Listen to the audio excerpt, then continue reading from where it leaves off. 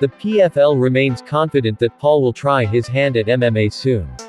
When YouTuber-turned-boxer Jake Paul does finally enter the cage for his first taste of mixed martial arts action, it'll be against a very credible opponent.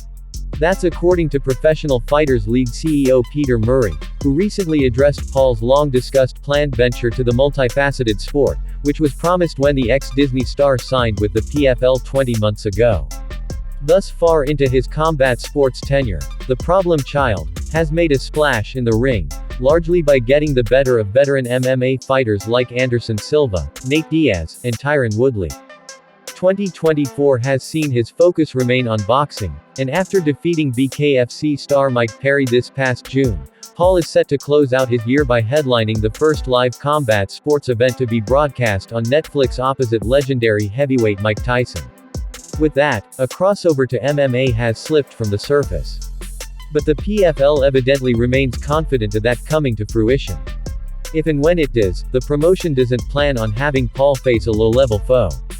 During an interview with Sportskeeda MMA, Murray briefly spoke about the status of Paul's MMA plans, insisting that the Cleveland native remains committed to testing his skills inside the smart cage.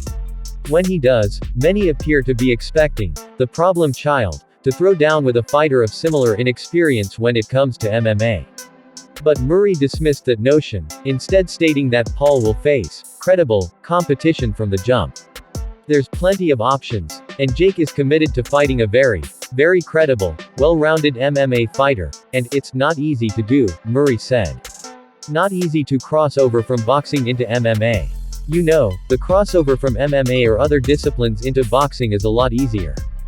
Paul has posted comments and footage related to MMA training on social media for a number of years. But although a signing with the PFL in January 2023 appeared set to pave the way for a debut in the sport that year, the problem child's combat sports action remains isolated to the ring as it stands.